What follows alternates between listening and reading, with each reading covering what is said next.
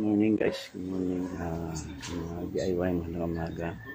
So meron tayong MPPT dito na ginagawa.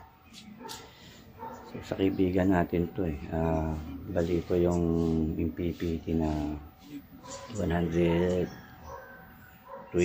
ampere na charge controller. So nangyari nito, sinaksak nila doon, siguro nag-short, nasira. Ngayon ginawa natin ng paraan para maganda yung harvest.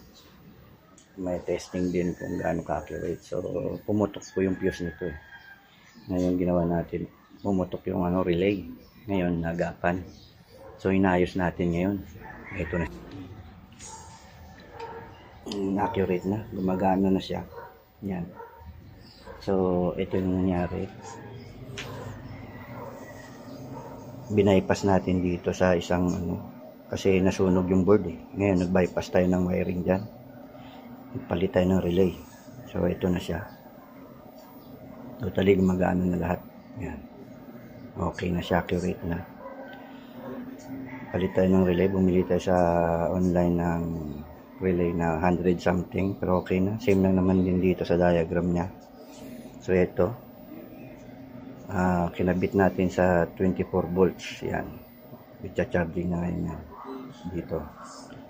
Ayan, accurate na siya. Ayan na, charging siya. Ayan, 24 volts. So nagawa natin ang paraan dahil yung halaga nito is nasa 9,000 plus ang bili niya. Same lang din sa akin. Ayan, so okay na yung panel, PB good na, battery charging. Ayan.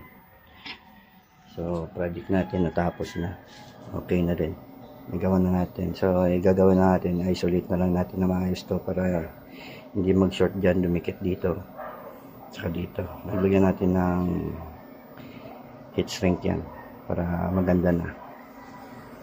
So okay na, kahit pa paano nagawa natin ang paraan. So okay na, okay. So susunod, try natin to lagay dyan. Try natin gawa ng connection dyan kung o gagawa tayo ng project na test lang. Gagawa tayo ng project na 60 volts. Susubukan natin kasi inverter na to, charge controller. Bibili tayo ng inverter na 60 volts. Kahit mga 3 kilowatt lang. May project natin.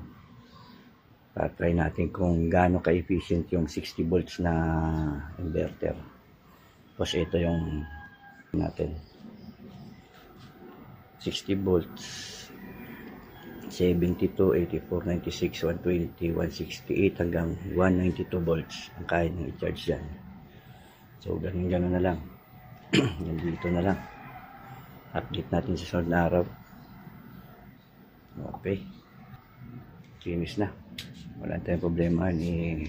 Babalik na lang natin, tinestera na natin, okay na, all goods na. So nandito na lang guys, ingat, God bless.